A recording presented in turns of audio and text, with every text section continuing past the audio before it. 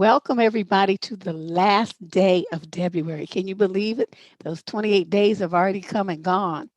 I mean, I love doing this for you guys, don't get me wrong, but at the end of it, I'm always glad that it's over.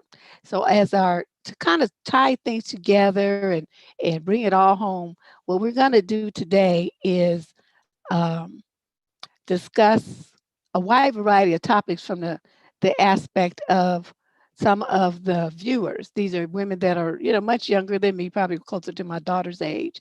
And, I wanted to have them here to kind of get an idea of what's going on that we may be slightly out of touch with, the older ladies, and what we can do to help bring them along. What do you need from us? What is it that you didn't get when you were being raised up that would help you now if some older women came into your world and shared some information, life experience with you, and help you keep you on the straight and narrow. Okay. Yes, this is going to be good. So I want you guys to welcome. We have, well, let's see. I don't know if are all six of them here yet. We have a total of six booked, and I think one, two, three. Yeah, we have five here today. But that's good. That'll keep us a good discussion. So let me get them in here. And now the first thing I want to do is start you guys off by letting you introduce yourselves. So please unmute your mic. I'm going to start at the top with TJ. Hello. Um, Hey, hey, oh, look hey. at it. So, TJ. What's up, glamour girl? I try. Thank you, Deb. No. Thank you for having me. So, yes, I am TJ. I am in the DFW metro area. A little bit about me. Originally from the Midwest, so I'm a cheesehead living in Texas and definitely enjoying it. About me, as far as career, I work in the healthcare analytics sector, so working more on the side of health insurance Okay. for a guy, you know, in that area. And no kids, one dog. What kind of dog? He is a Chihuahua Min Pin mix. Oh my. I don't know why chihuahuas just don't like me. He just always want to bite me.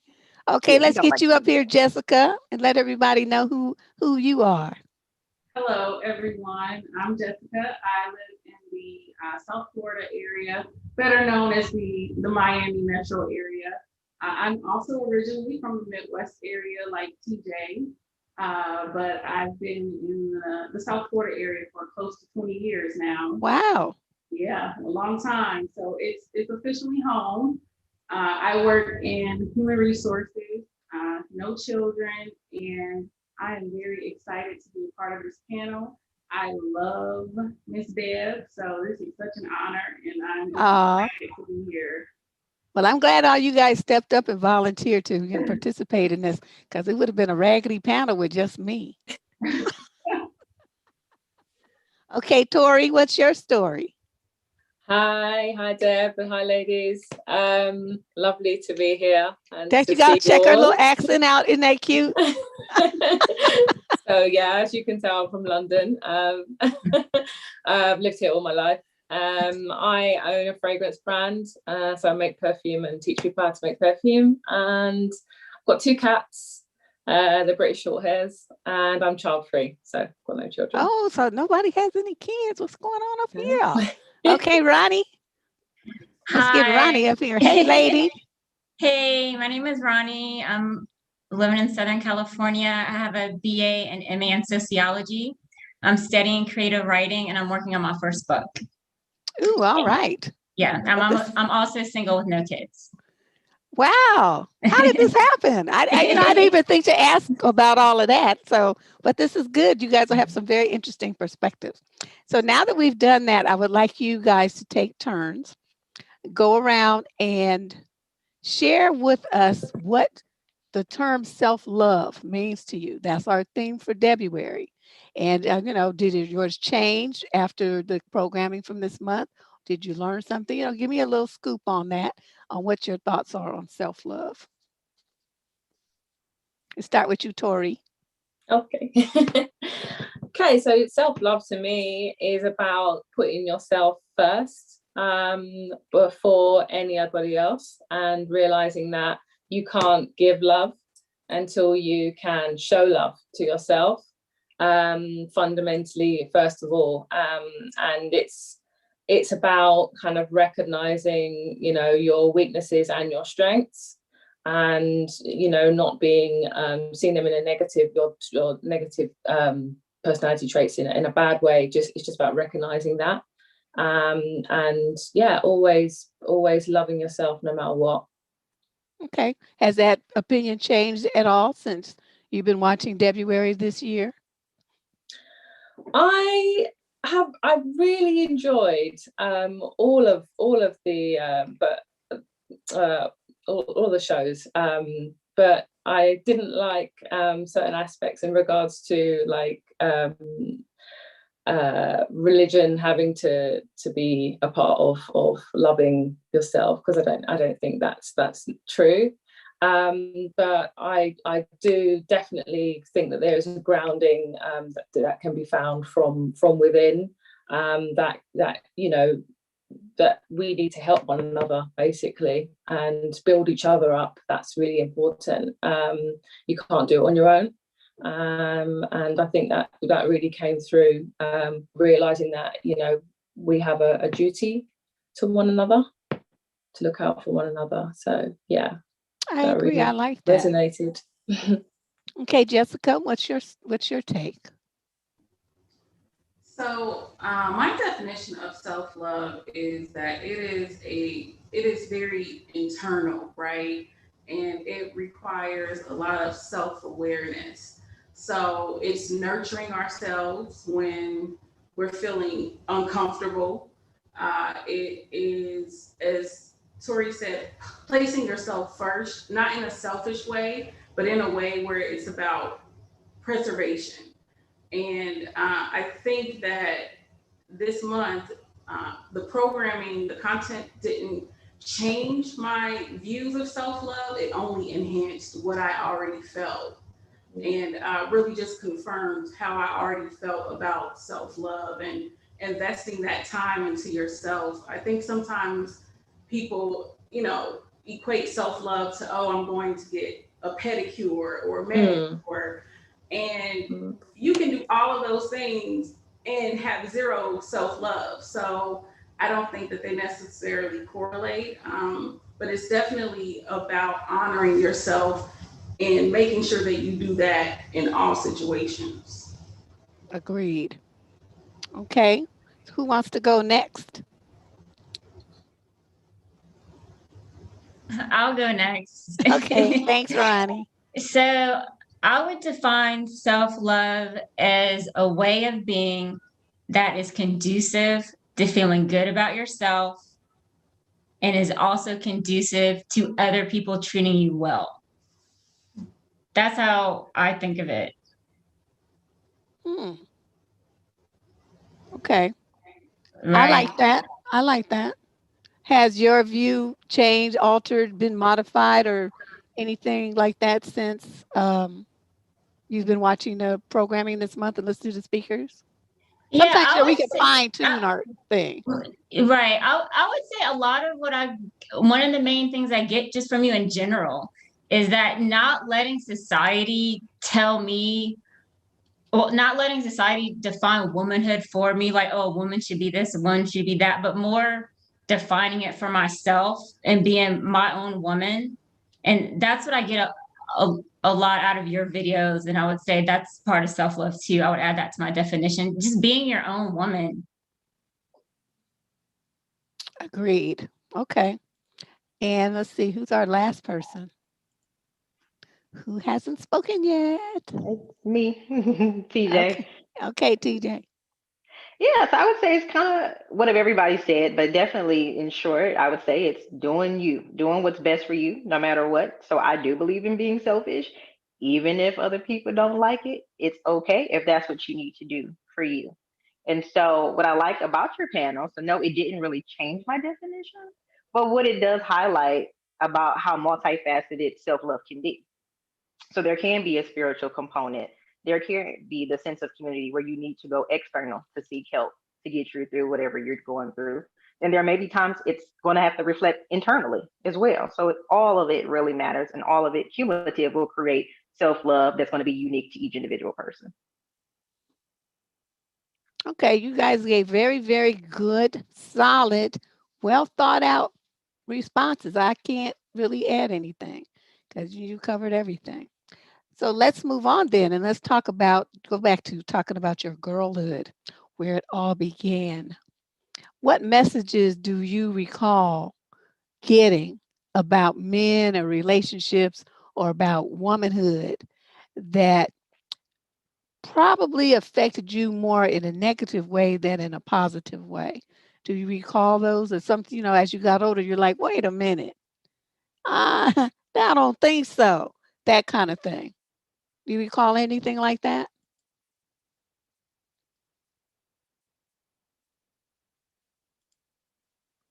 No? I'll say this.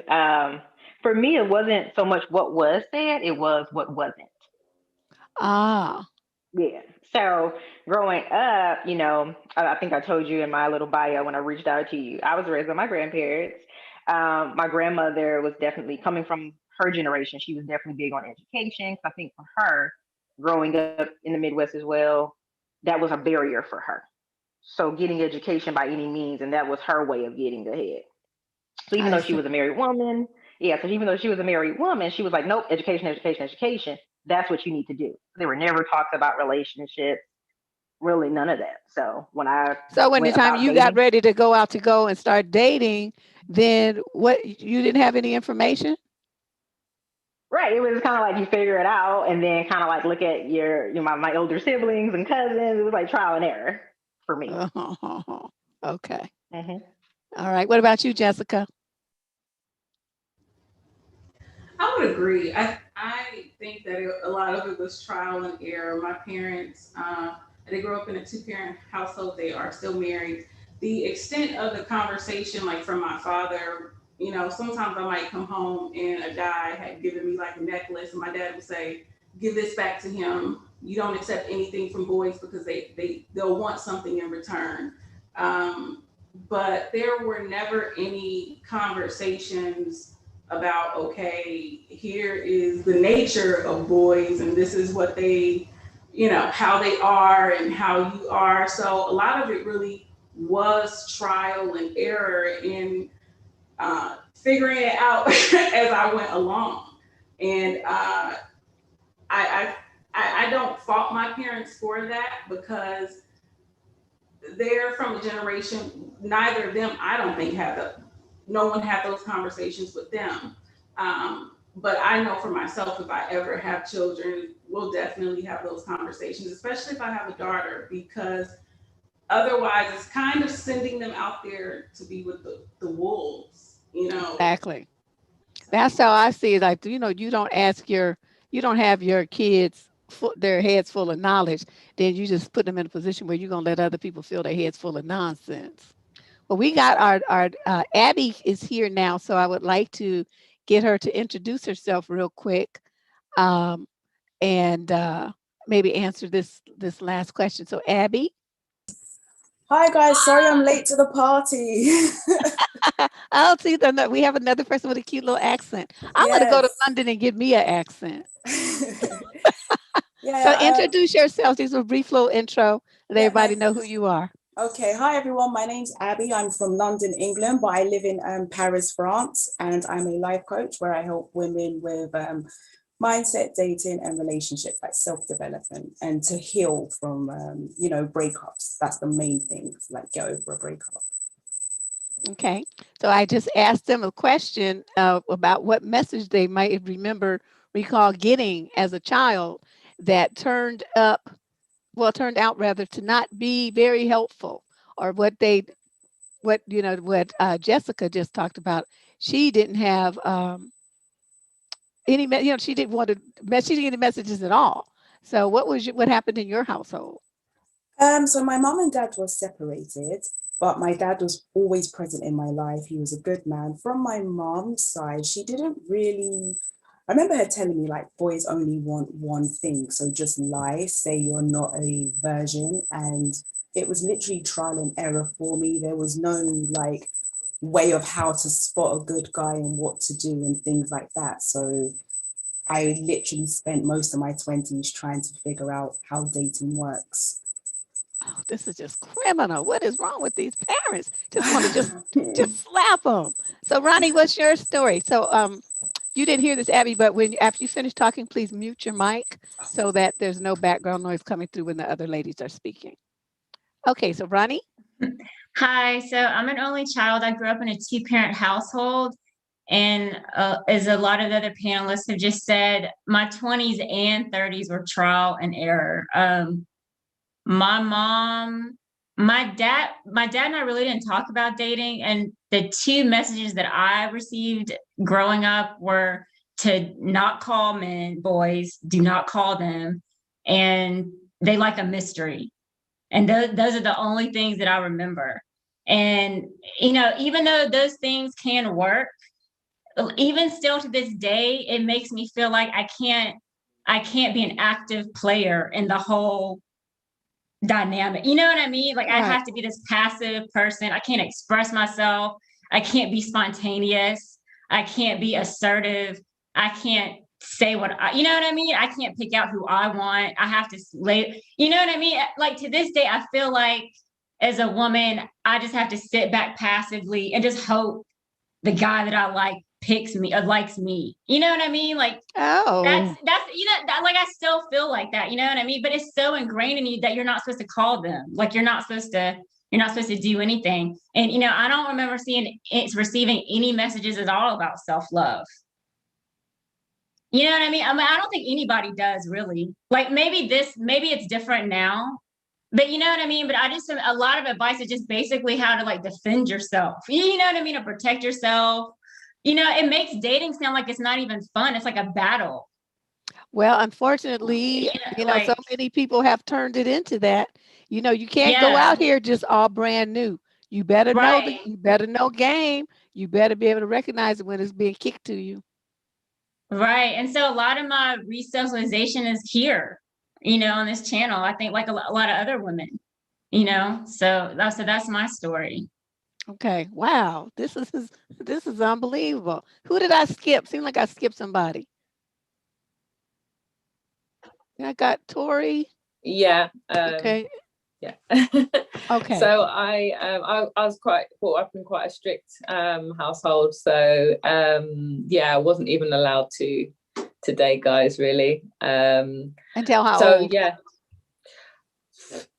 there was no point at which anybody said to me, you know what, it's all good now. You're of age. So I kind of I guess I've been quite strong-minded anyway. So I kind of decided when the right time was for me, and I've managed to navigate the dating scene.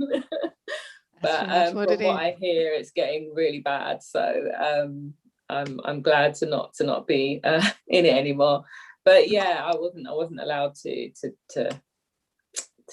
associate with guys really. So yeah, Wow. great. I just to say, add my 2 cents. I didn't get to do. I had a lot of guy friends, um, but having 3 brothers, I didn't get to go anywhere by myself. At least one of them went with me everywhere. I mean, everywhere that I went.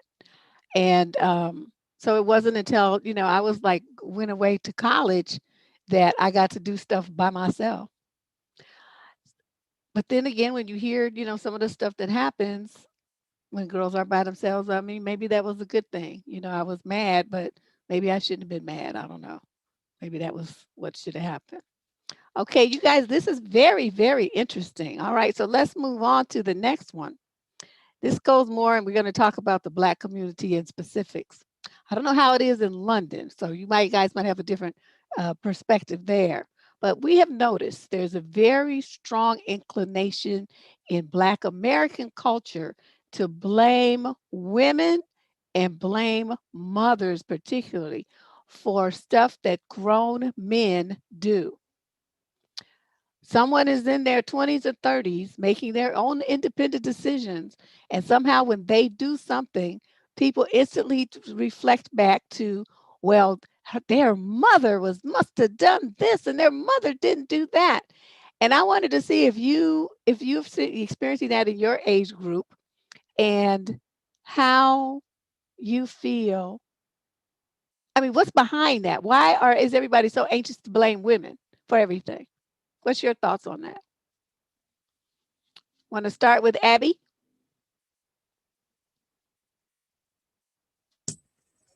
Yeah, I Yes. mean, oh, sorry. Yeah, how I grew up, I didn't really hear much of like the blame game, but I feel like it is put on women, because we birth our sons, like we birth them, and I guess they feel like it's your responsibility as a mother to like choose a better man. And it starts from there. I guess they feel like if you chose someone better, then the situation wouldn't be like this. Mhm.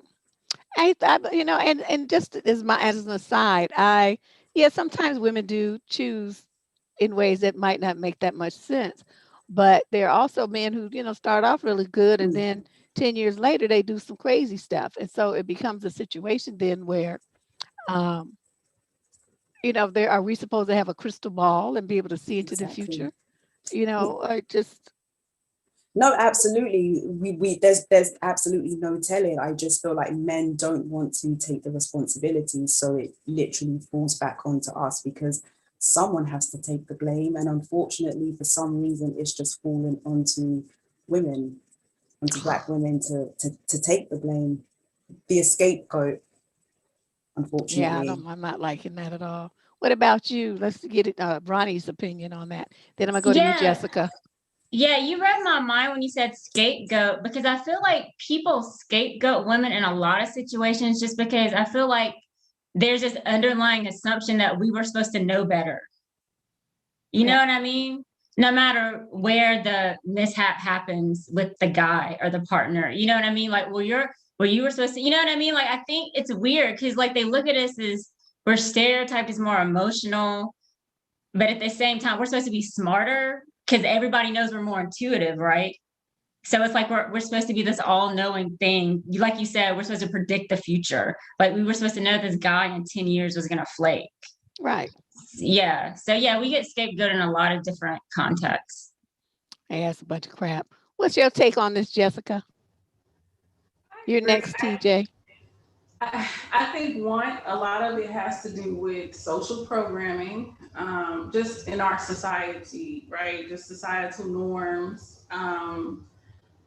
I can't recall growing up, hearing, again, when you're growing up though, you aren't aware of the world. But a lot like what Ronnie mentioned, I think there's just a higher level of expectation on women. And I think that comes from childhood, because even if you examine how boys and girls are raised differently. A lot of the times, the daughter will have, there's a higher expectation placed on the daughter in comparison to the son. And I think once we're adults, we just see that dynamic manifested in whatever way, in the forms of a relationship, a romantic relationship, or, in the workplace. So I think a lot of it just has to do with social programming. Hmm. Okay. TJ, what's your take?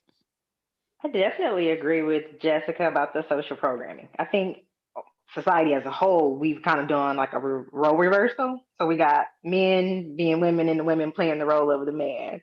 So, but more specifically in the Black community, I definitely agree. Like girls are groomed at a young age to do certain things while the boys get off. Girls are cooking and cleaning, the boys sitting here, playing PlayStation.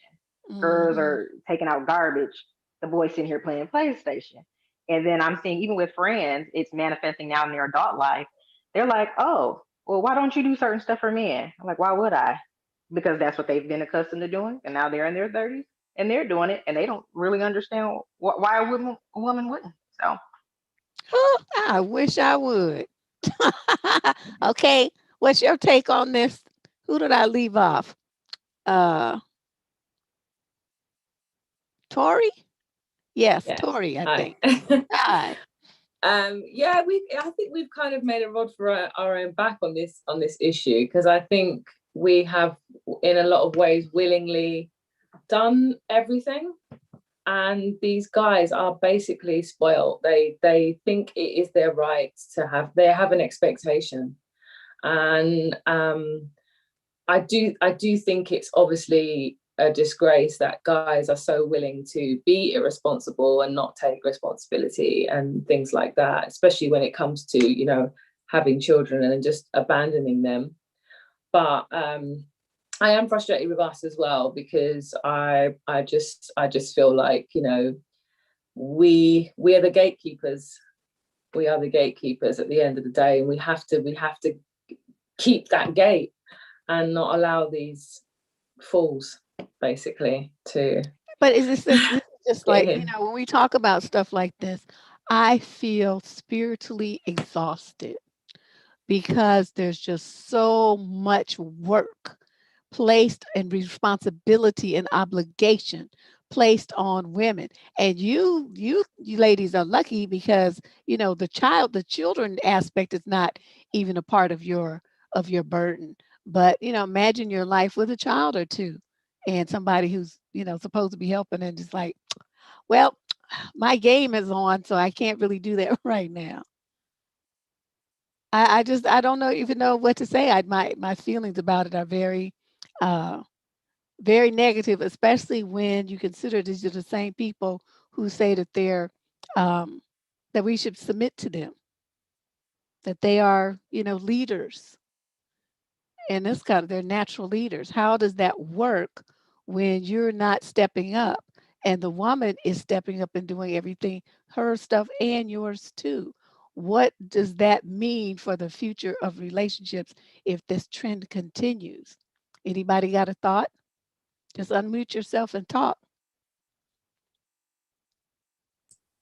Well, I agree with you 100% on that. It is tiring. And I found like the closer I got to 30, the more I realized, around about like 25, I was kind of like, oh my gosh, if I did get pregnant by one of these guys, it would be a disaster because they're not, I mean, I know 25 is still trying to find your feet, but it's kind of like, how can I be 25 and I'm more able than you? And I would be dating like older guys as well.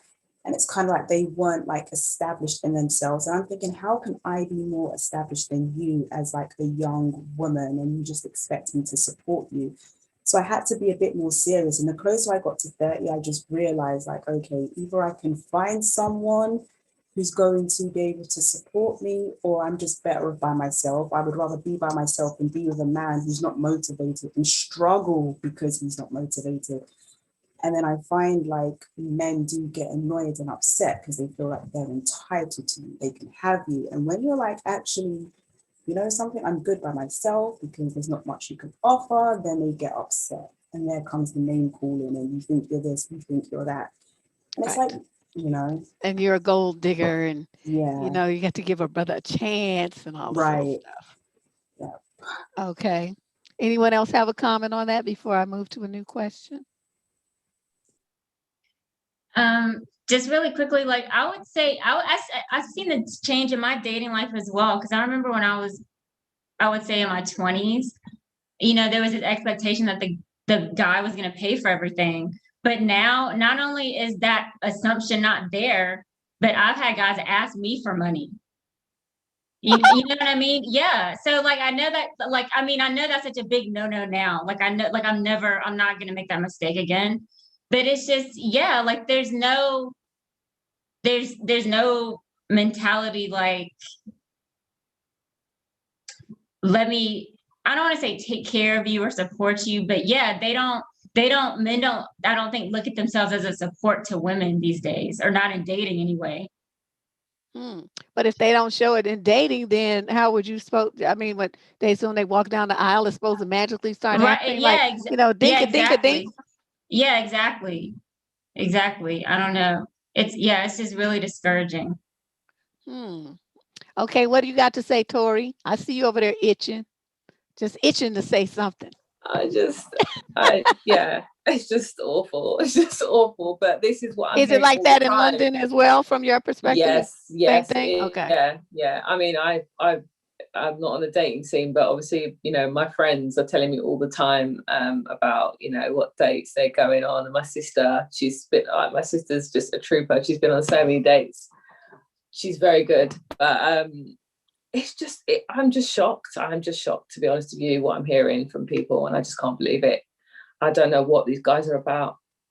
And I don't even know where to begin. Like, how can you make a man a man? You can't.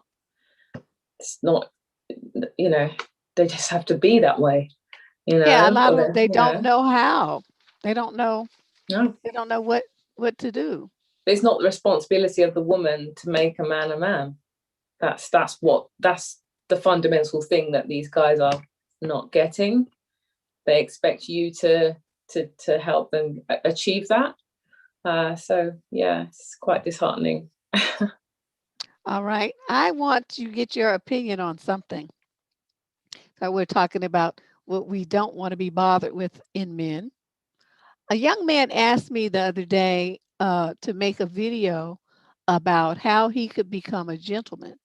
And I was doing like a double take it because that's not a term that's used by young guys much anymore.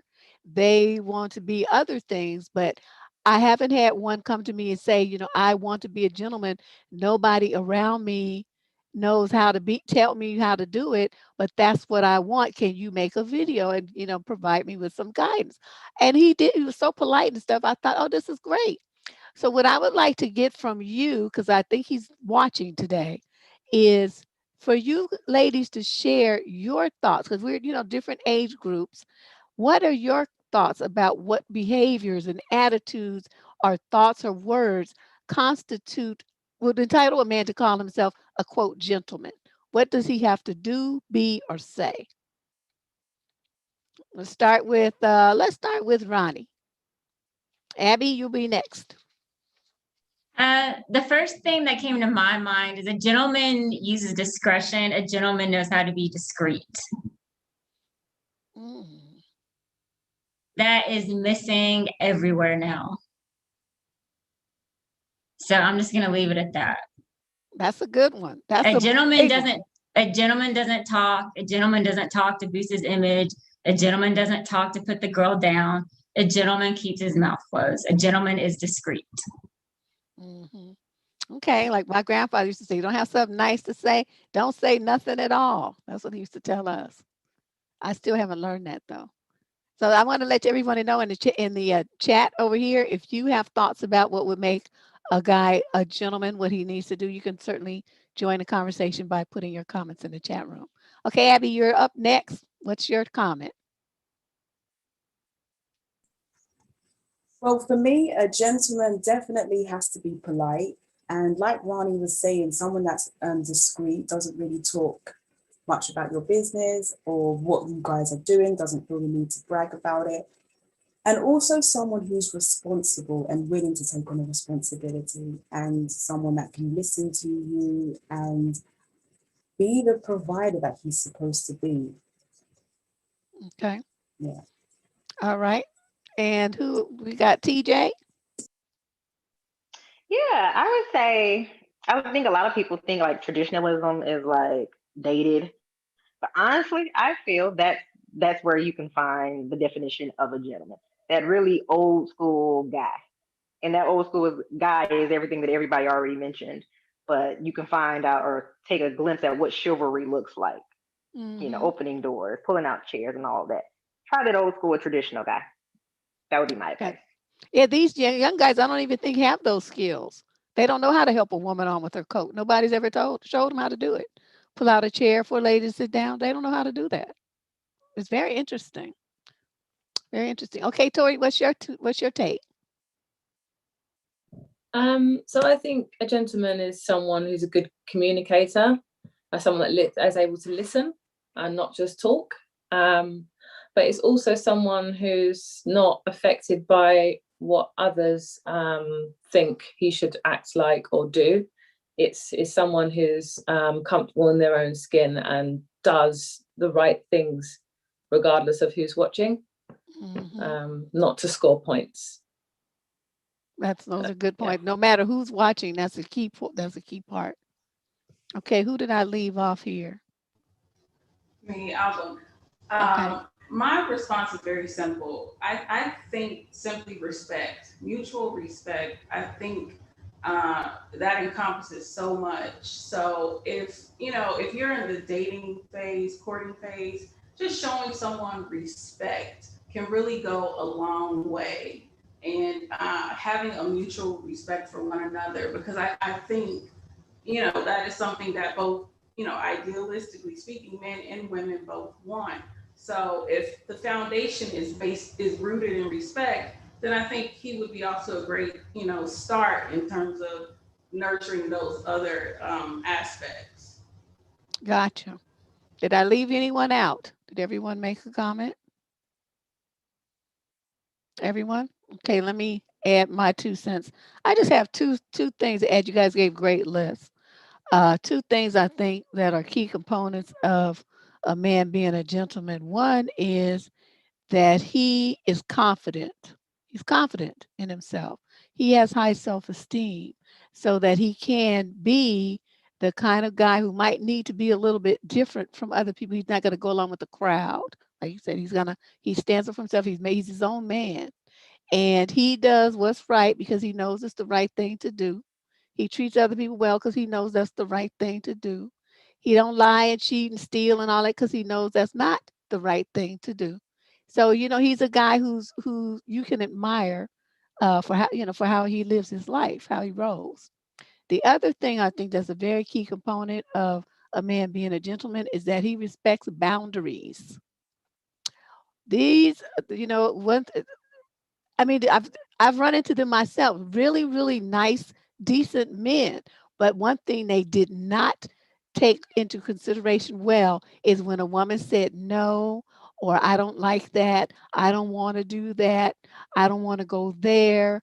Um, I don't feel like it right now, that kind of thing. They take it well. They, roll with it. It's not they don't take it like it's a rejection of themselves. They don't start saying horrible things to the woman or get an attitude and pout like a big baby.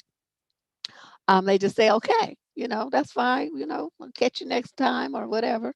And they just roll with it. And if a woman has her boundaries, what she doesn't want to happen to her body, to in her life, in her household, to her children, to her property, whatever it is, he adheres to her wishes without question. And I think a lot of relationship drama would be prevented if men could just do basically that one part, that one thing. Okay, let's move on and talk about. Um, hmm, I want to do these in a certain order. Well, let's talk about online dating. Online dating. You guys are probably more of an expert at it than I, because my stint is very, very short. I'd like to hear what you think about it, and have you had any success personally? Do you know anybody who does? What kind of stories have you heard about online dating? Because everybody's doing it. I'm still waiting for somebody to come and tell me a great story about it, though. So who want to start? We always take Tori last, so let's take Tori first this time. What do you know about online dating, Miss T? So I actually met my partner on Match, funnily Ah, enough, 10 years ago. So it does work for some people. I know a few people who long-term married as well, been together for a long time, who met also on Match. I think maybe they're all becoming quite similar. I'm not sure. I don't know, but I used to think there was a differentiation between like Match or like Plenty of Fish or Tinder. Like, to my mind, I wouldn't ever go on like Tinder or something. But then there have been some success stories. They're much of a muchness, but what I like about it is that you can decide when you kind of meet that person. So you can talk to this person for as long as you want, until the time that you feel comfortable to actually meet them in person. So I think it gives you some kind of boundary. Anyway, I'm not sure. Maybe it doesn't, because people can lie. But yeah, I've had some funny funny stories from before I met my partner. Okay, so how many frogs did you have to kiss Tori before you found your prince? Well, to be honest with you, back then I wasn't really looking for like a serious relationship. So whatever guy I kind of met, I had different expectations of them. So but I found it entertaining, I guess, because I wasn't looking at it in a serious way. I found the guys, I just found it hilarious what the guys were saying to me, you know, people trying to send their like, you know, thing pics. Oh And no, they did not. I hate yeah, that. they did. And I used to just send it to my friends because I found it absolutely hilarious. But yeah, I don't know how it is these days, but my sister says it's awful. So what does she use what I call the swipey things? You know, where you swipe left, swipe right. Everything. Oh. Yeah, she does everything. She's looking for a serious relationship, and she just hasn't found anyone, and she's been on tons of dates. So I don't know. Yeah. Okay, Jessica, I see you over there itching to say something. What you got to say? Because he's like, oh Lord. I know quite a few people who have met, you know, their actual husbands from online dating. But my personal experience, I did it last year for 1 week, and it was horrible. What's the And worst week of your life? I didn't meet anyone, but just it was I was very overwhelmed. I received so many messages and weirdos. It was just very overwhelming for me. And the people, like, I feel like, and on one hand, I see the benefit because it does provide you to access with people you wouldn't ordinarily come across. But I also see that as a con because I feel like some of these men would never approach me in real life. But you know, the app takes away those inhibitions. So they'll message you and they'll say lewd things, they'll look a mess. I mean, again, my experience is not for me. But I still say that knowing a lot of people who have actually, you know, met their partners online and are married. So I know that it works for some people, but you have to just kind of figure out what works for you. It wasn't for me. Okay. Well, you lasted a whole week. I'm impressed. Okay, Abby. I've had zero luck with online dating. I used to do it like about 7 years ago when I first arrived in Paris, and I was meeting lots of people, but it was going absolutely nowhere. I think Tori hit the nail on the head. It literally depends on what site you use, because I was using things like, was it OkCupid at the time? And I think Match was the thing to be on back then, but now I feel like anyone's on Match, anyone's on Tinder. However, I do have a friend and she met her husband on Tinder. And I think the key to that when we date online, like Jessica was saying, it can be overwhelming, but I think the key is to talk to multiple guys, because that's what my friend did. And she really liked a guy. He didn't step up to the plate. And then her husband came along and like there was an instant connection.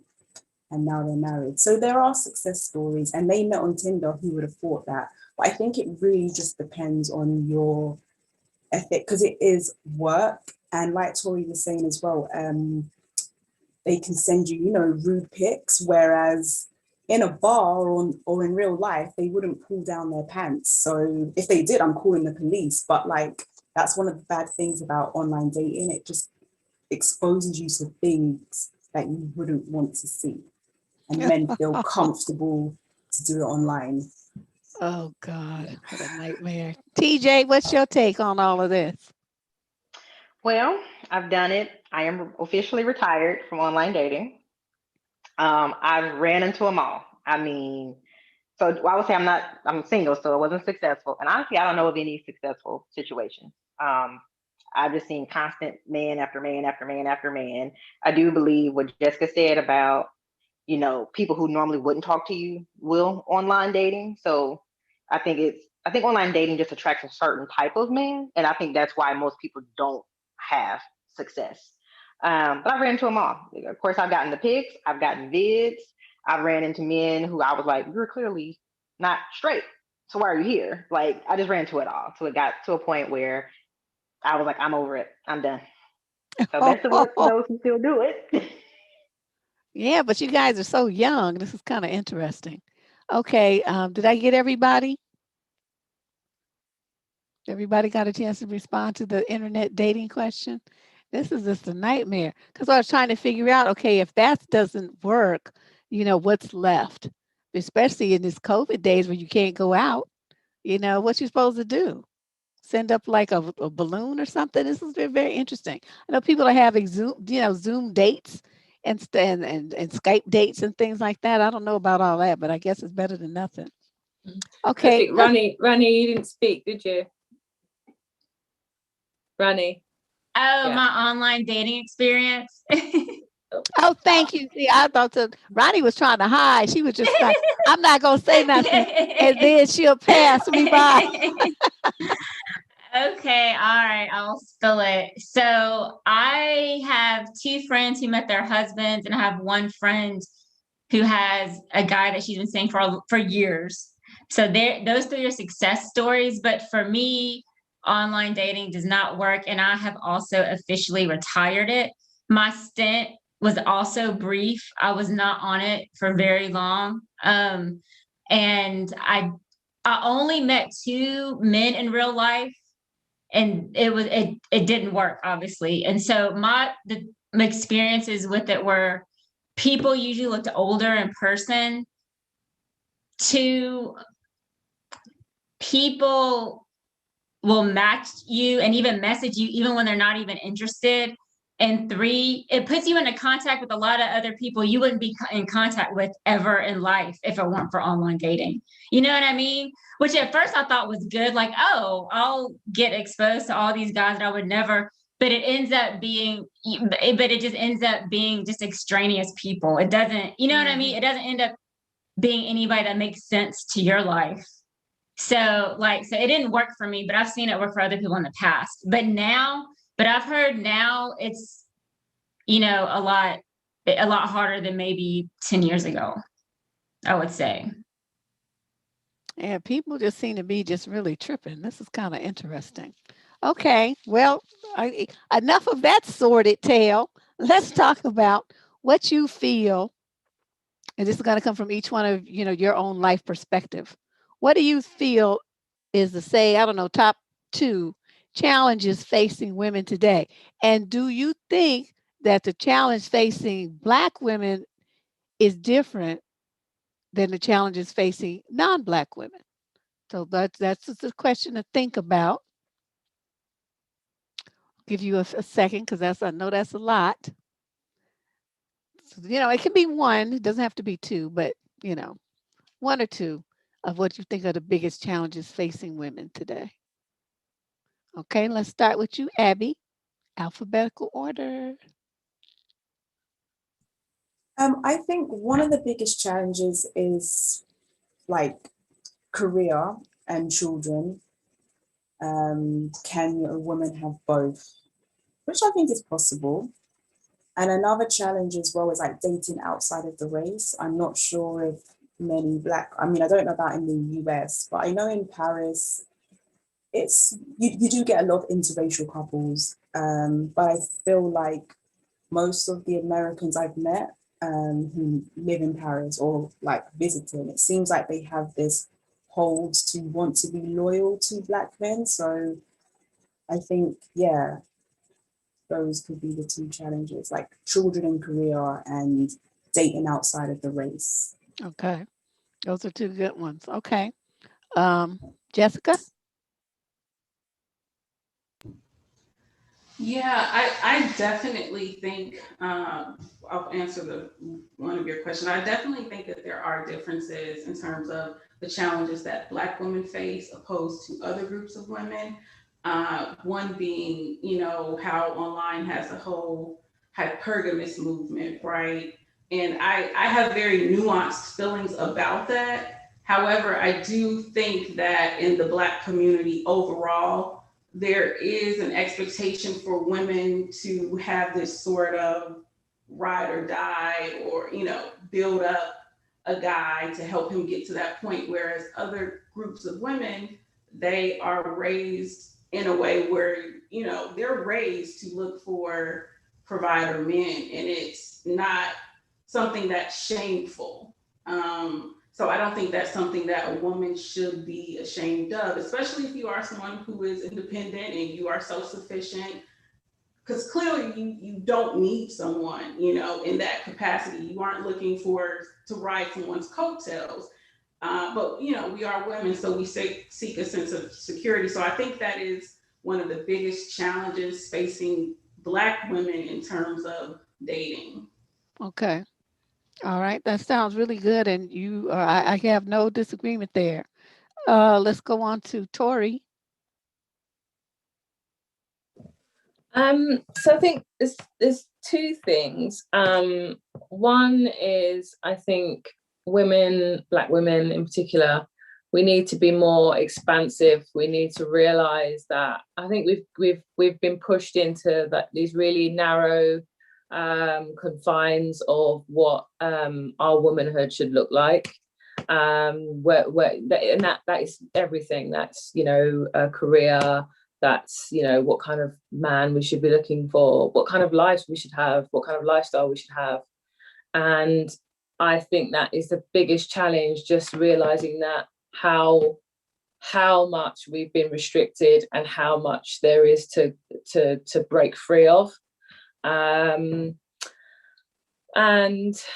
yeah, I think there's a need for us to kind of use all of the advice that we could possibly get to sort out our mental health, and realize that it's a thing. And we seem to suffer from it. We know why. There's many reasons why we suffer from it more, but we need to stop seeing that as a stigma and actually deal with it in whatever way we can, whether that's counselling or talking to people close to us. But yeah, so those two things. Okay, excellent. What do you have to say, TJ? Yeah, so I would say my experience has led me to believe two of the bigger challenges that Black women face in dating.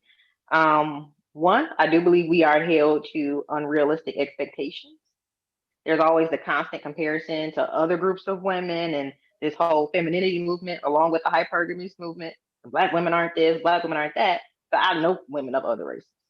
And honestly, these women can get away with murder, but because there's something different, they get a pass while we don't. I think the second most, another big issue for women, or Black women specifically, will be that there is some truth to the idea of when men say women are just so big on their education. So I had plenty of friends, so I kind of had to help through this. Like, your value to a relationship is not, or should not be, financial. So if you think your value to a relationship is financial, how are you going to get a provider? That's a contradicting, two contradicting points. So that's why I think Black women need to work on. Okay. All right, let's get Tori.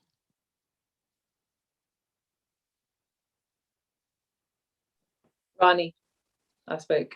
Oh, Ronnie, I'm sorry. Yeah. Say Ronnie over there in the corner again. What's your take, Ronnie? I would say the biggest challenge right now, both for men and women, is that because of online dating, I just feel like it's harder to feel like you're in a monogamous relationship, or harder to find one. I know people have heard this point made before, but it just seems like other people are so accessible now. Because I've definitely had relationships that would have survived if it weren't for Facebook, or that would have survived if it weren't for, what I mean? If it weren't, So I think, but that's for men and women. And then for Black women specifically, also online too, pretty much everybody is dating online, or most people anyway. And the research shows that for whatever reason, people don't look for us online. You know what I mean? You always hear that stat people don't look for Black women or Asian men online. And so I don't remember exactly what the rationale is, but it's like we're ignored in this space where more people are gravitating. You know what I mean? It's like we're always on the outside of everything. That's how I feel as a Black woman. We're stereotyped. We're on the outside of things. So Okay, I've heard that before too, about that study. I think it was OkCupid is the site that did the study some years ago and talked about Black women being the least chosen, but they're only talking about their site. I don't, you know what goes on other sites, but that was their report, and it was all over the news. It was big news. Okay, who did I leave out? TJ, did you respond to the question about what women are the biggest issues for women?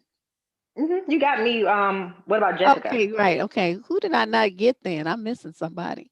No, Jessica. Okay, maybe everybody already talked, and I'm just confused.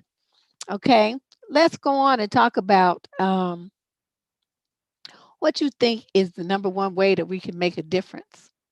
You guys are pointing out some very, interesting things that experiences that you had while growing up, experiences that you're having now while dating, experiences you had as a young woman.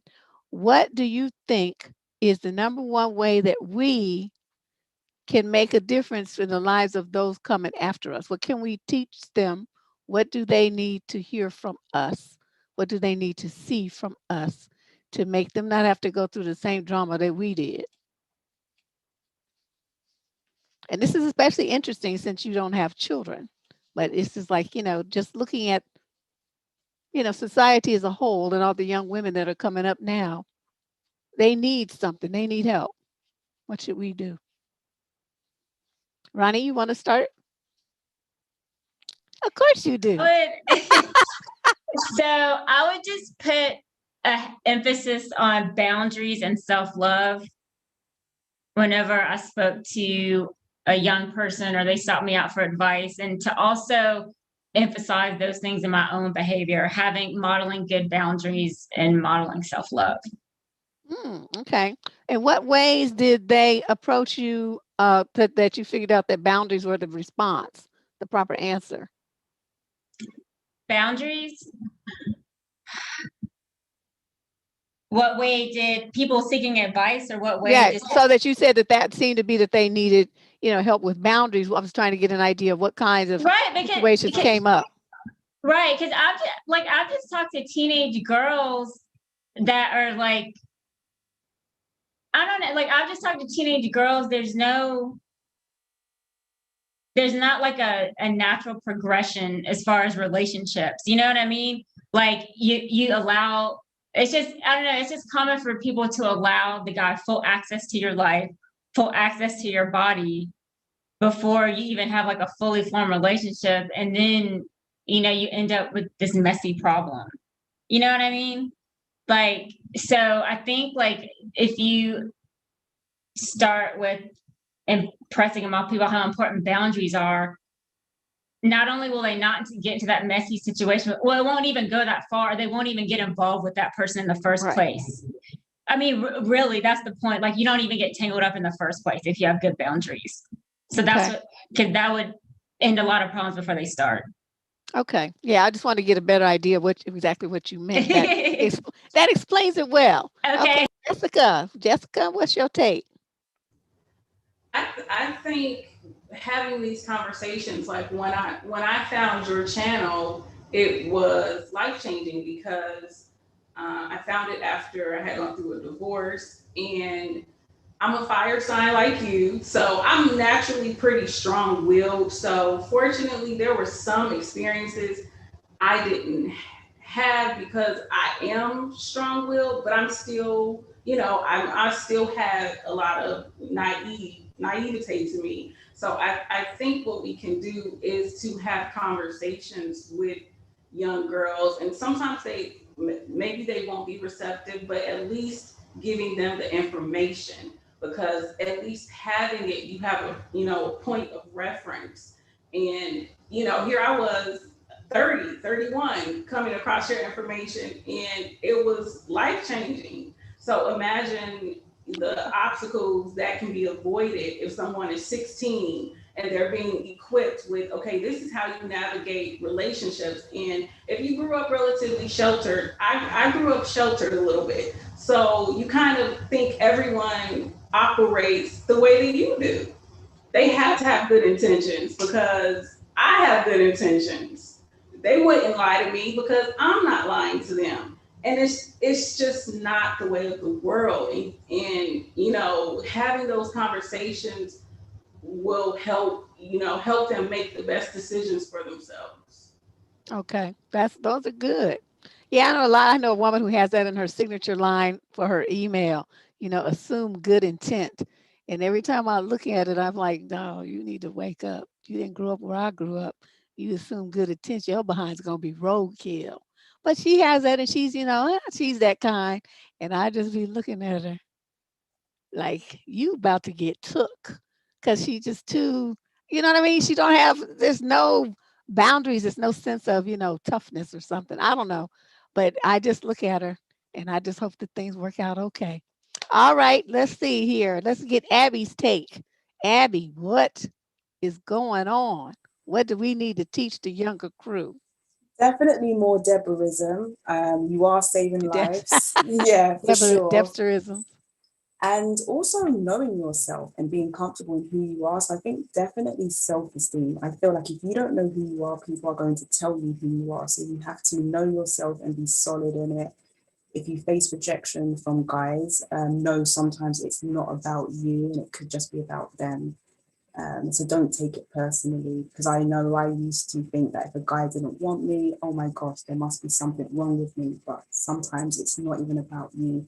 So that's why you It's have never to about you. no. But you, Let's correct that right now. It's never about you, Abby. yeah, It's always about them.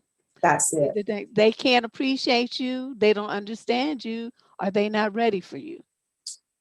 There's I'm nothing gonna, wrong with yeah, you. Okay? absolutely. You should Right? know for You have real. wings and a halo. Don't forget that. Thank you. Yeah, absolutely. Agreed. That's why I chose you guys. Nothing wrong with you at all. Okay, who did I leave off? TJ? Oh, my phone. Yeah. So what does the next generation need to know? Yeah, Um, what should we be one teaching thing, them so that they don't, have to come behind us and go through the same mess that we did? I would say always seek help when in doubt. Seek help and make sure you do what you can to seek the appropriate parties. Like we said, we got this whole hypergamous movement, and looking at some of the recent shenanigans, people are being led astray because they're caught up We're gonna in talk about abandonment. that next after this. I want to talk about that and the femininity Okay. thing too, and get that your all's take on that. So you Yeah, want but just okay, briefly, I was going to okay. say, just make sure you're doing your due diligence to find the right people. Look at people who have what you want, are going where you're trying to go. Seek them out and ask what you need to ask them. And that's where you can get the information the first time around without all the hiccups. Because unfortunately, for a lot of us Black women, there is no second chance for you. Sometimes you get one shot. So That's it. this is your way. It's a don't mess it up. And that's how you can go about it. Okay, and Tori. I was going to say, like, we should be teaching these girls about critical thinking and skepticism so that they are equipped to work out what is actually true. And so they're not duped by anyone or any ideology or any person. That is something that we're missing there's too much emotive, reactionary kind of decisions being made by a lot of us. And it's based on emotion, and not like the brain, basically. And that's where we get done over. So I'd like to see that being us teaching that to younger girls. Okay, and I will be taking all of your suggestions into consideration because that's the next direction. That I want to take some special programming to hit that target that market even more so than I'm doing now. So you guys are closer to that age group to me. So your comments are important.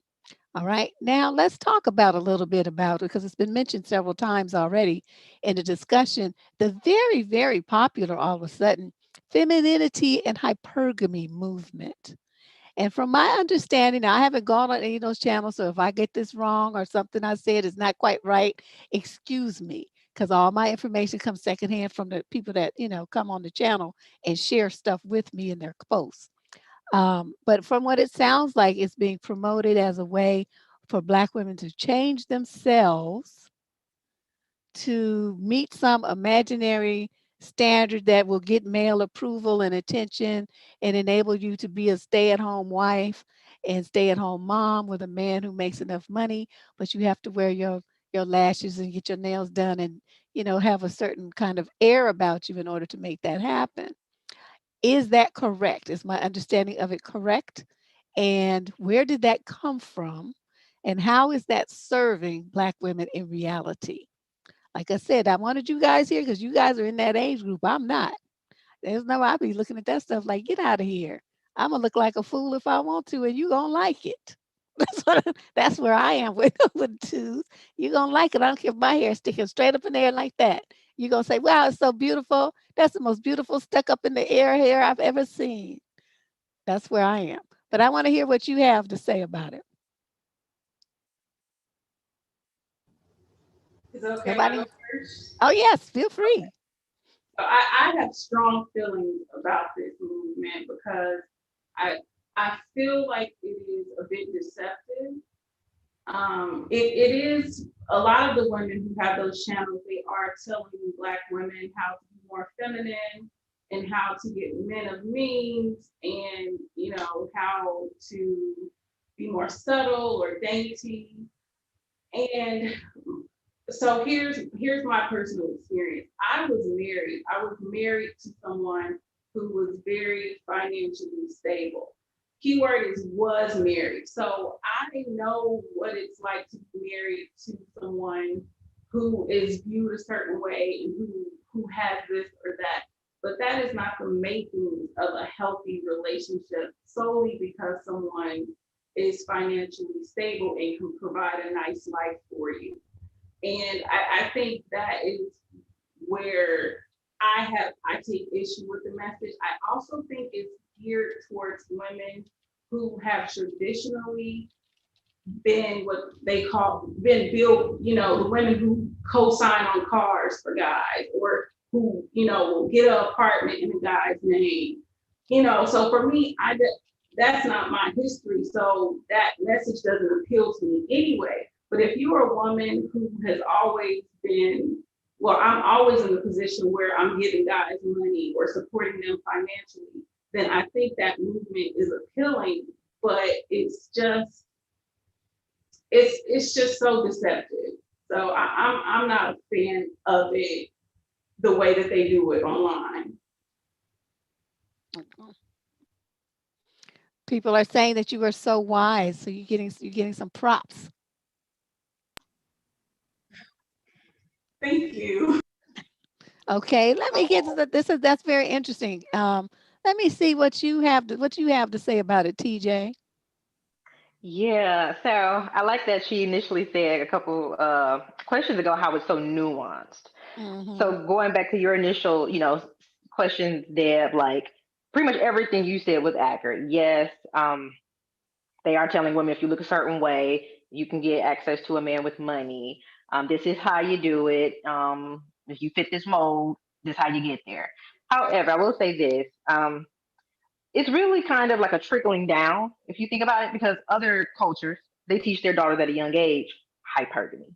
We're just the last ones to show up, and I think a lot of it is such a big movement because so many of us Black women are looking for more traditional relationships, and we are tired of they say holding the bag. So I agree that there to a certain degree that some of these people, not everybody, but generally speaking, it should exist.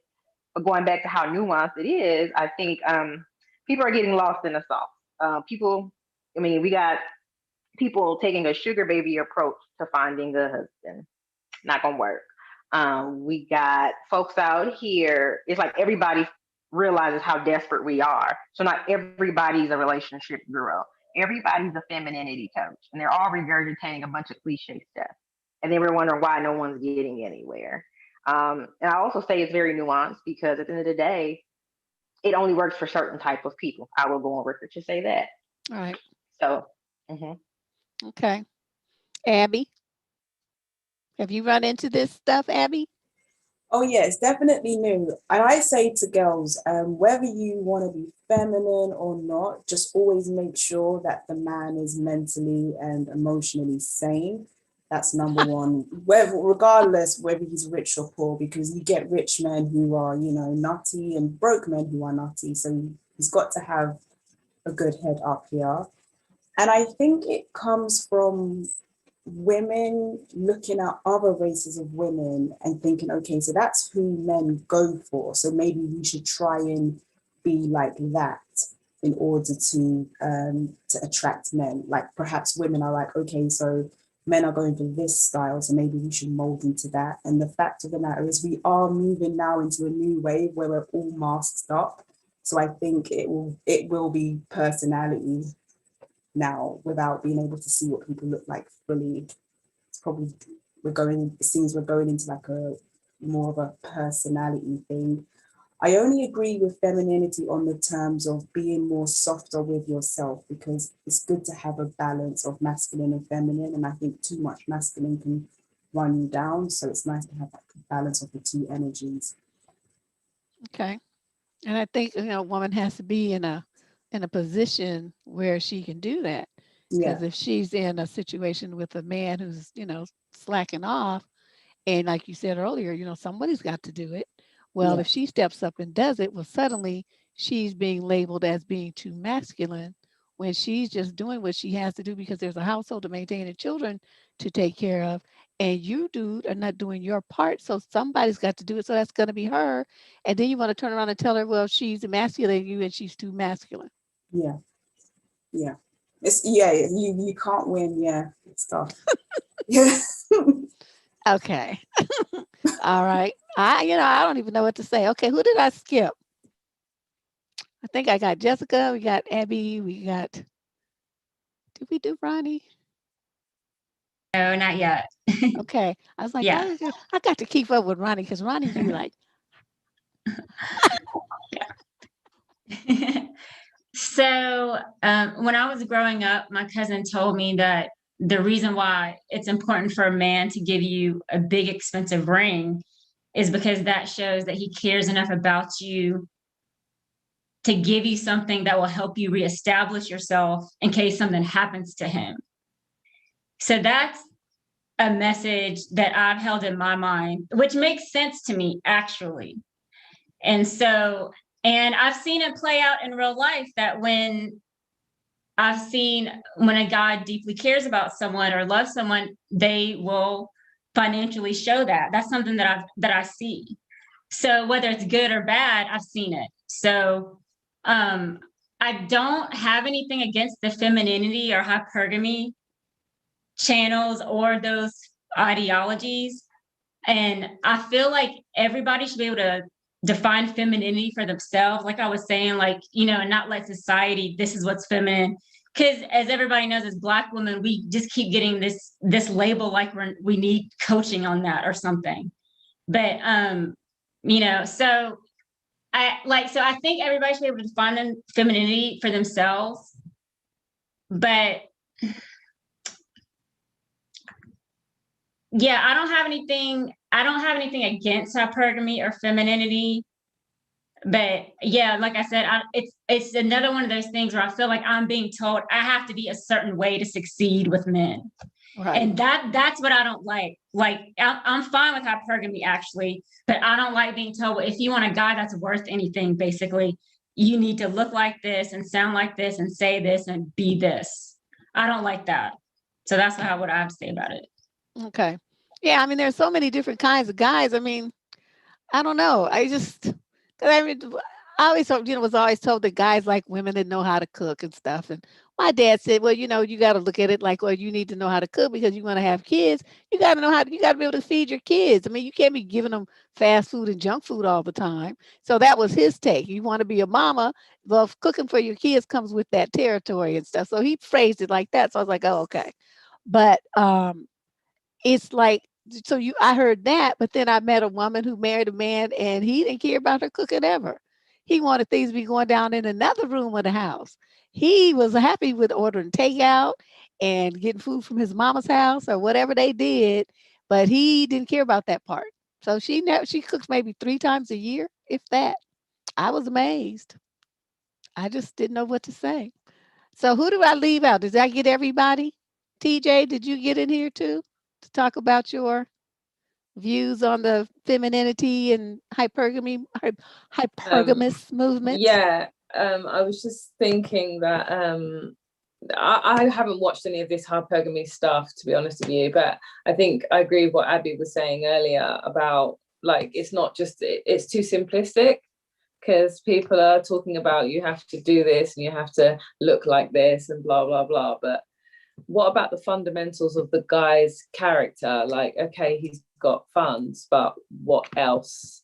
Right. And I'm not sure they're putting enough emphasis on that and actually what the guy's bringing to the table apart from the money side of it. And consequently, it makes me wonder what kind of guys are actually looking for that, if you know what I mean. Like, you can still find guys who've got it together, financially, but aren't necessarily that vain, looking for obviously they want the woman to look good, but not, I have to go and get my nails done all the time, I have to go to the hairdresser all the time, I've got to, you know what I mean? Like, right. the level of detail that these things are promoting. But as I say, I haven't watched it. I kind of look at it and be like, yeah, I'm not going to be doing any of that, so I'm not going to watch it. Yeah, I was only going to watch it because they tell me about stuff. And because I'm pretty much in my own little world, to tell you the truth. But they they bring me out and say, girl, you got to see this. And they give me links. And I go and I look and I'm sitting there going, it's just, it's interesting. But yeah, my audience keeps me up with what's happening. All right, young ladies, we got another question here.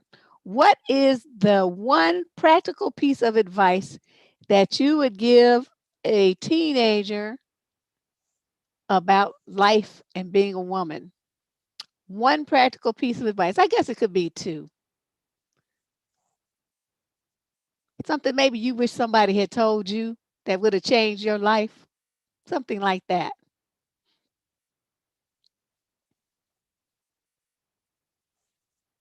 Anybody got a thought? Can unmute yourself and just talk. There's one piece of advice, or maybe two, that you wish somebody had told you that you think would make a big difference in your life. Just like to see the world, to aspire to see the world, not for Instagram purposes, but to open your mind to different ways of living, different cultures, different experiences, so you can see that the world is much bigger than you've been told. So I think, I was never, told about all these different experiences that you can have, and I think it enriches you in a really quite deep way, not for the purpose of taking pictures, but just to broaden your horizons. Yeah, so I would tell Expand your them that's what mind. they should do. Yeah, expand Okay. your mind. Yeah. Okay. That's excellent. That is a good idea. I mean, when I went down to Texas, I went from California to Texas to go to college, and I met people who had never been outside the city limits of Houston, not even to Galveston, to go to the beach. They'd never been, never had Chinese food, never had, just, it was just, I couldn't understand how somebody's life could be lived like that. So I know exactly what you're talking about. I had never experienced that beforehand, but I got a real education being in Texas all that time. Okay, let's go with TJ. TJ, what's that one piece of advice that you wish somebody had told you or that you think would be very valuable for a young lady? I would say go for yours. Like, I just feel like growing up and so many of the girls around me, we were all put on the same track. Go to college, do this, do that. And that's how you get ahead in life. Work a job till you can retire. And I just feel like at this point, we got so many options. We have access to so much. And the old way of doing stuff, we're finding out the hard way. It doesn't work for everybody. So if you feel or you find your spirit pushing you to the off beaten path, take it. You try it. If it don't work, that other stuff that's always there, it's always going to be there. You can always come back to it, but never be afraid to do what you think is best for you. Excellent. Yay. Okay, that was TJ. Let's get Jessica. I really just have to piggyback what TJ said. I mean, she said it perfectly. Just be true to yourself and to your path, because life is about, exploration. And it's similar to also what Tori said, just having the confidence in yourself to live life on your terms. And if you don't have it all together and, you feel like your peers do, that is okay. You don't need to have it all together. As long as, you're working on something for yourself, you're working towards some type of goal. But as she said, it might be off the beaten path, and that is okay. Just having confidence in where, in who you are. Absolutely. Okay, Tori.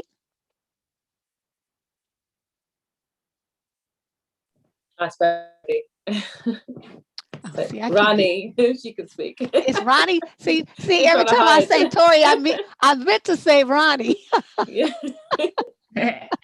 We both have short names. So the advice that I would give is to focus on your interests more than relationships.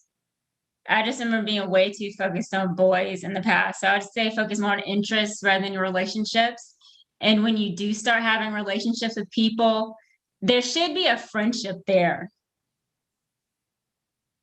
inside the relationship somewhere, or alongside it at least. So there should be, like, if you're going to be in a relationship with someone, that guy should at least be your friend. Like that's what I've learned the hard way. What made you, so interested in boys? I know they used to have this phrase called "boy crazy," but Oh, what made you? What do you think was the motivator for that?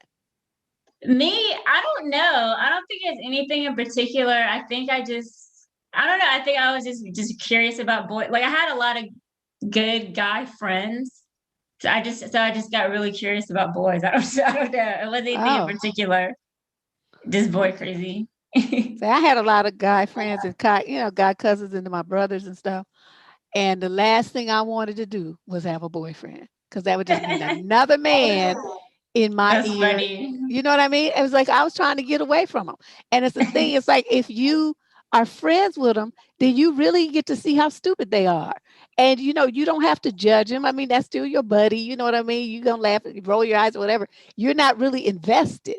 But being friends with them first, you get to see the fool come out. Yeah, yeah, And it's like when my brothers got married, girl, I was looking at the women and I was like, what's wrong with you? You don't understand. He's crazy. But they just thought they were just so wonderful. So that's how I just didn't want to be bothered. So that's why I was always curious when I met girls who were boy crazy. I'm like, okay, what gene did I not get, or what happened here? Because I just really wanted to know. They cracking up in the chat room. Thank you, Ronnie. Okay, who did I miss? Abby?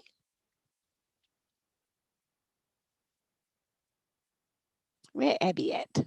I'm here. Yep. I would say to my younger self and to like young girls out there, not everyone's going to like you, and that's okay. You can't people please everybody. I've tried, and it will just wear you thin. And also, don't shrink yourself small. Like if you have gifts and you have talents, put it out there. Don't feel like you have to hide it away again to make other people feel more comfortable. Sometimes you just have to go inside of you and know that this is your truth, and be okay with that, even if it means you're going to upset someone else. Still Yep. do it. Yeah, there's a lot of fear with young girls of people not liking them, of being ostracized in some way. Yeah. So what you say is very true. Okay, if you guys have questions for them, I'm going to start looking in the chat room for you to put a question that you have that you want me to put to the panel. Yes, they are doing a good job, aren't they? Considering they didn't get these questions in advance. I was going to send one or two, but then I changed my mind. So no, it's better if it's just all off the cuff. Okay, so let's talk about boundaries. because we talk a lot about the boundaries that we have in relationships, with our romantic partners. What about boundaries with female friends or family members? Have you experienced any issues with maintaining or establishing boundaries with friends or family? Not romantic, you know, individuals. We'll table that. This is talking about your relationships with your girls, with your, mama, your sisters, brothers, whatever. Anybody had any kind of experience with that where they felt like it was a struggle? Yeah, I did or do rather a little bit with my mum, because as I said before, I'm child free and she is absolutely desperate to have more grandchildren. She's already got 3, but she certainly wants more, and she wants you looking in my direction. And she adores my partner and everything, but I've told her like it's not happening. So that's been difficult, because obviously if I could give her that gift, I would give her that gift, but I'm not going through that, so that's not going to happen. So yeah, that's been difficult for me. Like just trying to reestablish, like, mum, it's not taking place. It's not going to happen. Yeah, she's really struggling with that. She is, but she shouldn't, because as I say, she's got some, so she should be pleased with what. Yeah, 3, that's a good number. It's not like it's just 1 or 2. 3 is good. Yeah, exactly.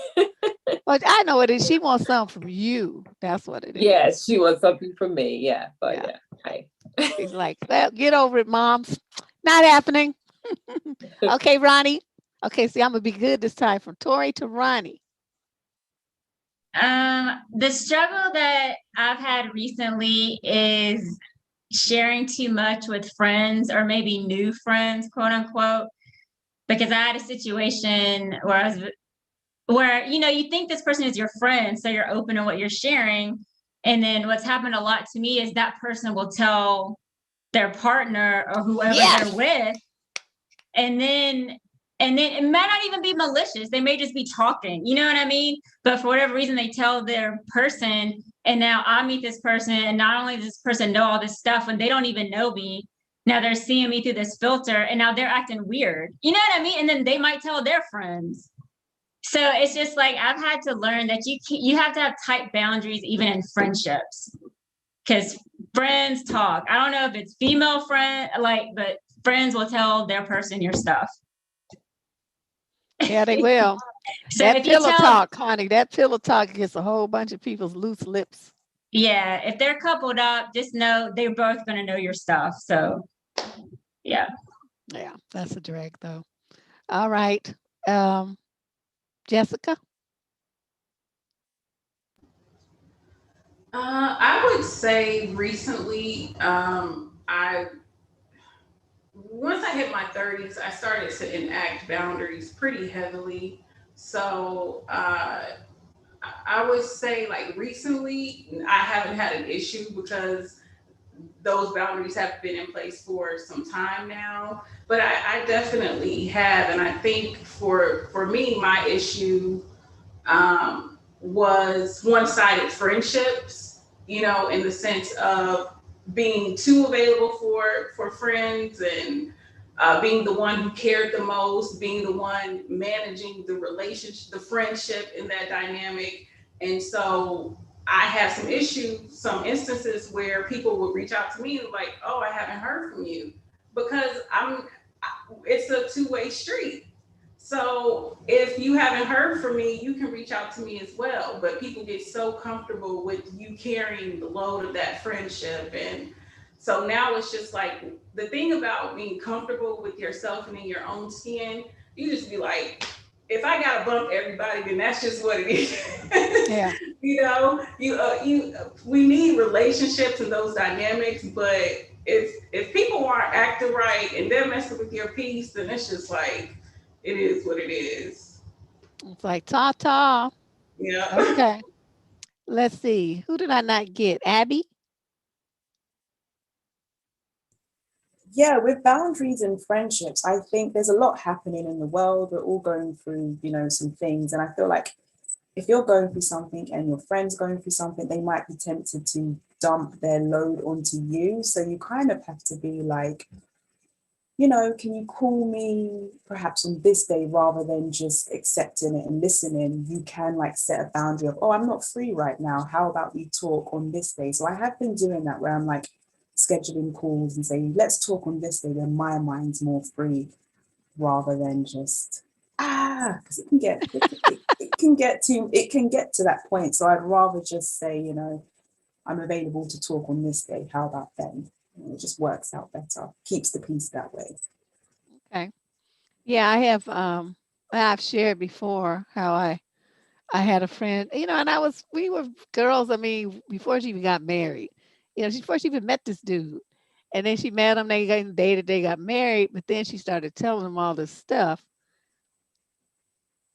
I mean, I was single, so I was just doing my thing. So I'm just telling her about it. Girl, you should have seen it. And then he knew this trick right here. And then he did that and this and that here. And so, we just having drinks and talking a mad smack. Come to find out, she telling her husband what I said. And so suddenly her husband start wanting to join us for drinks. And I'm like, okay, I can't talk my rogue talk with him here, you know. And it took me it anyway. I'm giving you the story mixed up order, but once I found that out, I kind of stopped telling her stuff, and then she got mad, and then that was the end of our friendship. She felt like I should still be telling her stuff, and I felt like you don't know how to keep your mouth closed. I don't tell you stuff to be having you to have sharing my titillating activities with your raggedy ass husband. That it wasn't that kind of party. And then he looking at me all, like with these new eyes, and I'm like, oh no. It's just like, that just was not working for me. So I mean, I have a firsthand experience of what you're talking about. Okay, did I get everyone? Everyone got a chance to discuss what they think are the issues with boundaries with friends and family. I don't think TJ said anything. Oh, is TJ in the cut now? She taking Ronnie's place? Yeah. Actually, I'm a little different. I think I'm a little too good with this boundaries thing. And I say that to say, I think I'm a little too good in the sense, like the old school way. Again, I was raised by my grandparents, right? So the old school way was no matter who they are when it comes to family, you still just accept it and get over it. So like, oh, that's your mama. Oh well, I don't care what she did. It's your mama. Get over it. Or that's your cousin. It don't matter. Get over it. And I'm like, nah. Mm-mm. You cross me off with your head. I don't care who it is. Anybody can get it. So because of that, that's why people are mad at me. So Well, yeah, they'll live. Either that or they'll die trying. exactly. Either way. Okay. Um, what do you think is a reason why mother and daughter relationships are so problematic? Like, girls usually get along with their, and not always, we're using generalities here. Usually, girls be say, oh, I'm a daddy's girl. She got, the daddy's this and that. And the son with the mother, as we see. Some of those relationships are actually unhealthy attachments, but the son is, really tight with his mama. But the mothers and the daughters, it's like there's such a difference in expectations and the way that they talk to the girls and the things that they demand of the girls. Um, and I'm wondering from you guys, from your perspective and your friends and relationships that you've had with your own mothers, do you think there's any truth to that? And why is that the case? What's your insight on that, Ronnie? I would say that it's just like an extension of society's expectations of women. Like we're basically supposed to be perfect. You know what I mean? Because as a woman, as a young woman growing up, I was under the impression that I didn't have any room to have any youthful indiscretions, so to speak. You know what I mean? So I feel like it's like the mother is the woman in charge of making you a woman, right? Like that's supposed to be your role model. Right. And so, right. And so like, you know, we're held up to so much of a higher standard than boys. Those expectations are just trickling down from society into your mom and then being yelled at you like, you need to look like this. You need to talk like this. Don't do that. Boys are like this. Do this. So I think it's just an extension of what society is molding us all into trying to be anyway. You know, this wife role model, this pristine, virginal, perfect archetype of a woman. You know, what bothers me though is, okay, they're teaching the girls that, but the boys aren't getting the similar messages. So you Right. got girls getting Yeah. all these expectations, and the boys are just being run, just no training at all, and no expectations of them along those lines at all. How does that work? Yeah, guys get to make mistakes. All right, Abby, what's your take? Sorry, go on, Abby. Okay, thanks. Yeah, like luckily I've not had any problems with my mom. We're like best friends, but I feel like looking at other people's relationships with their mom, sometimes I think it could be linked to like jealousy if the mother hasn't had like the best life, and then she sees her daughter has certain opportunities, she might want her daughter to live the same struggle that she lived. So it could sometimes be linked to jealousy, sadly. And with I men mean, I'm and not women, saying you're not right. I'm just grossed out. That's all. yeah. I and agree. I agree totally what you just said. Totally. And then with the sons as well, it's kind of like, well, sometimes, unfortunately, if the father has left and the dad's not present, then the son is almost like the closest thing she has to the father in a weird way. Yeah. Oh no. Okay, go ahead, Tori. I was just gonna say what Abby said about like the jealousy. Like I don't know if it's more like resentment. I think maybe resentment is more it. So it's not like they don't know, but I think they just kind of take it out on the girl child, because she's like a reflection of her, and whatever her disappointments are or were in life, or struggles, she kind of just seems to see it through her daughter's eyes and treats her accordingly. So, and it goes back to the same issue of having higher expectations of the girls than the boys. That is, you know, we've all seen it, and it's very real. I mean, I have a great relationship with my mum, thankfully, but I have many friends and who don't have good relationships with their mums, and they, you know, they love, you know, they have a kind of relationship with my mum because, you know, she's great, but it's quite disturbing, and I don't know if there's more to it than that, but I feel that it is kind of more like a mirroring of life disappointment. Interesting. Jessica, what's your take? My sentiments are much like the ladies. I think a lot of it goes back to expectations. I have a very close relationship with my mom. My sister and I are very close to my mother. We also have a brother, but there were differences in the expectations for my brother, even in a dynamic where we're very close. So, you know, I think a lot of it is in those situations where there might be jealousy between the mom and the daughter because, you know, she feels like there's competition. And then for just some reason, women are harder on their daughters compared to the boys. And it just goes back to expectations are higher for young girls. And my line of thinking is the expectations need to be equal. You know, like if the expectations are up here for me, they need to be up here for him. You know, everybody needs to have the same barometer. So I think it goes back to those expectations. Hmm. But doesn't that, you know, result in a somewhat toxic environment for the daughter? Rebuild up of resentments if she notices that kind of thing going on?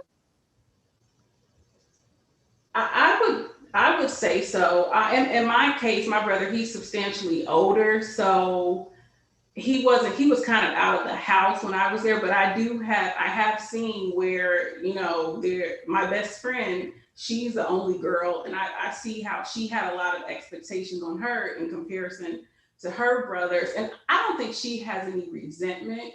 I probably would if I were her, but we Right. have different personalities. But I think more so, Deb, it actually creates the imbalance that we have in our society with men and women relationships. So Mhm. that's where we really see it.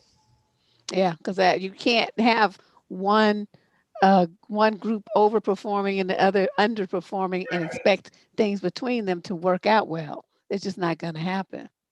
Okay, who did I miss? No, I got Abby, Jessica, TJ. TJ. Yeah. I'll just say it's kind of an accumulation of what everybody has said, but I'll take it a step further. And Deb, you did a video on this years ago. Honestly, I Uh oh, think a lot of somebody who women, knows my stuff. I do. You did a video on this years ago about how many women regret having kids. Oh So yeah. yeah, yep, women are resentful, women are jealous. Some women, they honestly, they wish they never had. They wish they never did. I've met several women when I've asked them, well, why did you have a baby then? Because I got pregnant.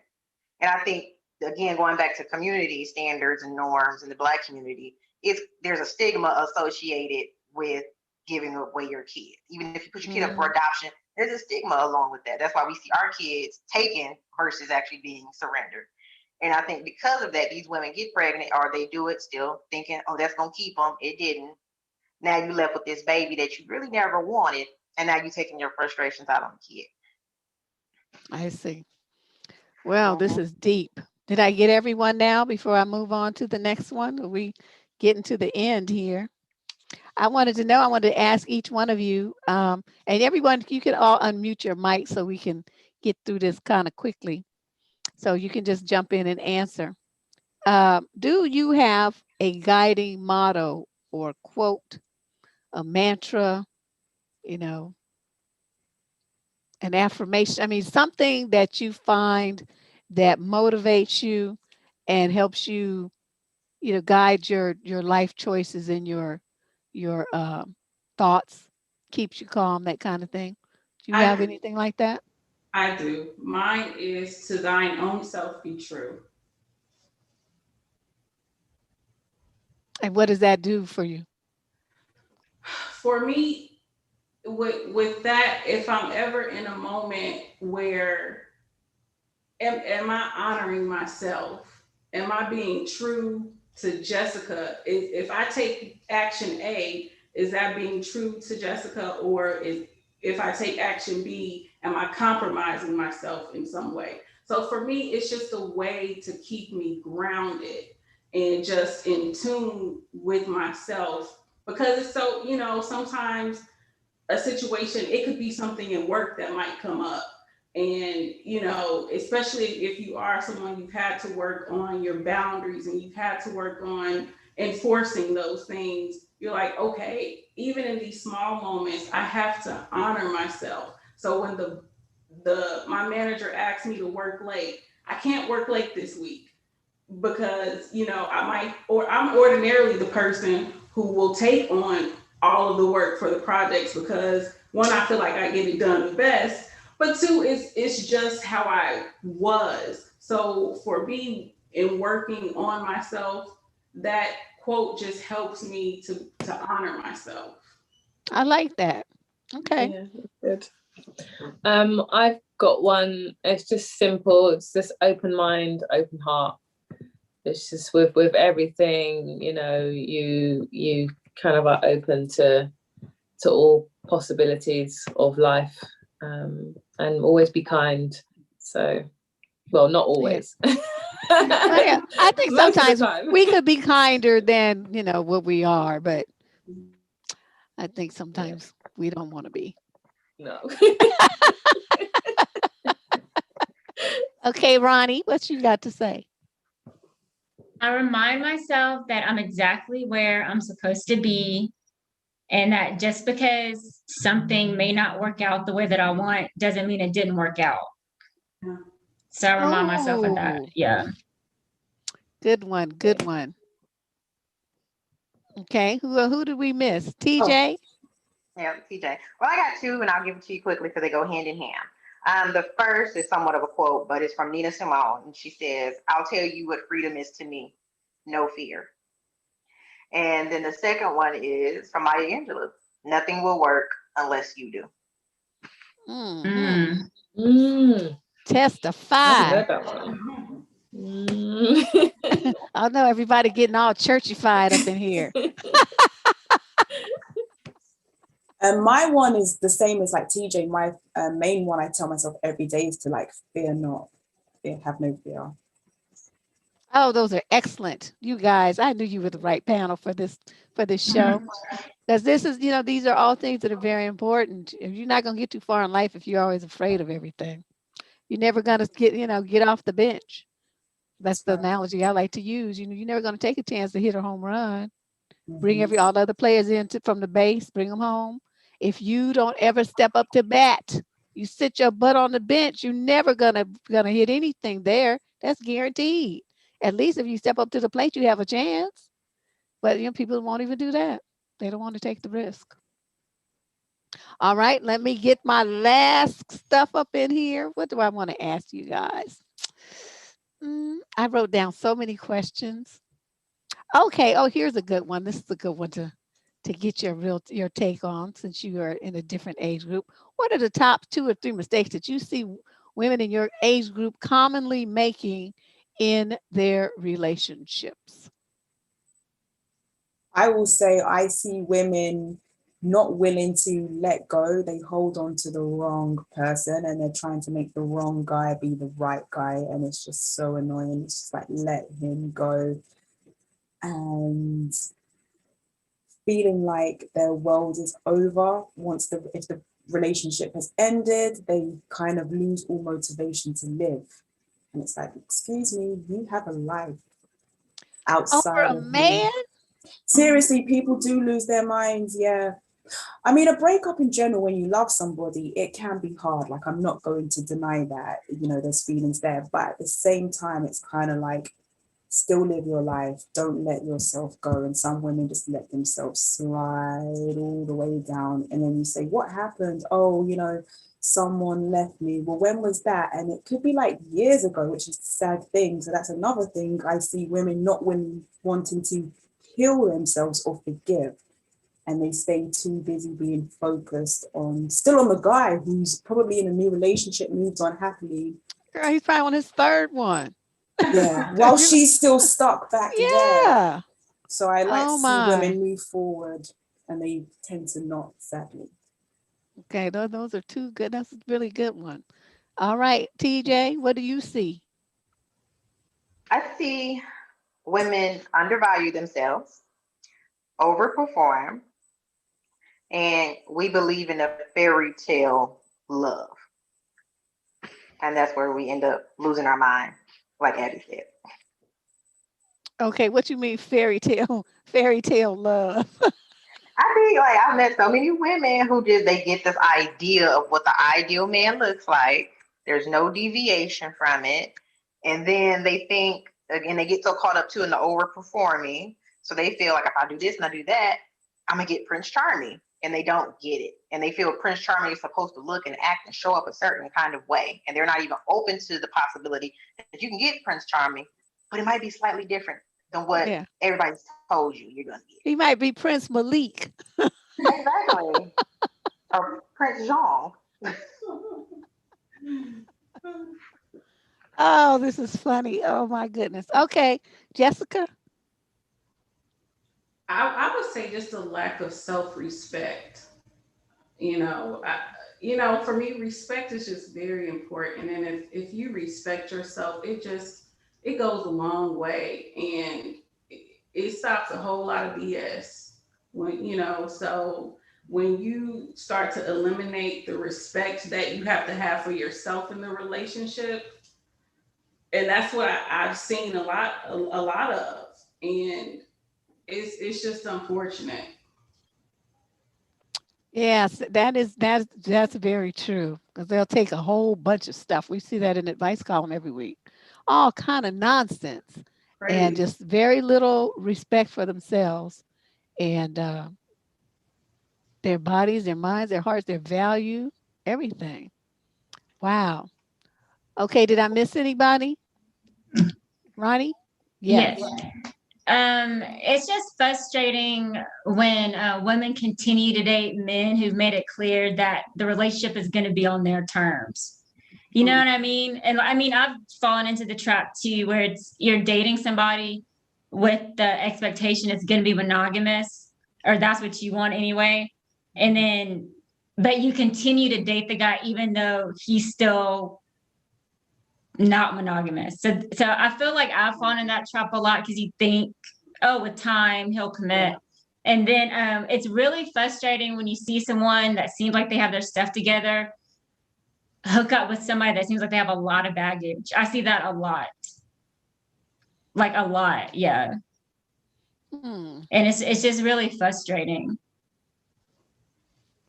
Okay, did I miss did everybody get a chance to share their two or three mistakes Um, that you see women making? I was just gonna say when women are looking on the dating scene and looking for a guy, like start with the fundamentals. Like no one's perfect, but when you have your fundamentals, don't betray yourself by going against those. And it's different for everyone. My fundamentals are different. They're going to be different for the next woman, but don't even bother entertaining the guy if he doesn't have those fundamentals. So just it's going to be a waste of time. Absolutely. Well, I want to thank all of you for coming and participating in this. The time I thought, 2 hours, that's a long time. But that time that just went by so fast and I didn't even get to ask half the stuff that's on my list. I just had all these questions, just wanted to know all the stuff. But you guys were absolutely positively Great. great. Absolutely. I'm very, Thank very you. happy that that you all participated and showed up today. Thank you very much for Thanks, making Deb. It was Happy awesome. Berry Thanks, Thanks for just Deb. It was having nice us. to wonderful. meet you. Thank you, Thank Deb. you. Nice Take meeting you, care. ladies. Bye. Bye-bye. Bye. And I wanted to just take a minute to thank everybody for participating. You guys, we had some people that showed up to just about every show this month. And I don't know, that's some amazing loyalty. I have to give a shout out to Lady Boss, aka Shay the Light, because she showed up. She was here. She helped promote on the chat. She's always there looking out for you guys and interacting with you guys and make your experience in the chat room a wonderfully entertaining and informative one. So I got to let her know how much I appreciate her. All of you who showed up, you two thumbs up, and to the guests that participated in the panel tonight, and all the other 23 guests. They had their own show. Everybody gets my thanks, my appreciation, and let me know if there's something that you want to do here on the channel. Just let me know, okay? I thank you all once again, and I think that's it. February 2021 is now over. I hope you all enjoyed it. Please leave any comments that you have on the channel wall. And if you have any suggestions, for topics that you want to see maybe next year, that'll be great too. If you're not already a subscriber to this channel, please hit the subscription button. We're less than 100 people away from our 25,000 goal. So if everybody here today hit it, the subscription button, who's not already a subscriber, we would make it just like that. That's what I would like to see happen by midnight tonight. All right. Do you guys take care? And I will see you. I'm not having any shows this week. Don't look for me. Do not. And I will see you next week, probably Sunday. I think I have a Sunday sermon for next weekend. Okay. Talk to you later.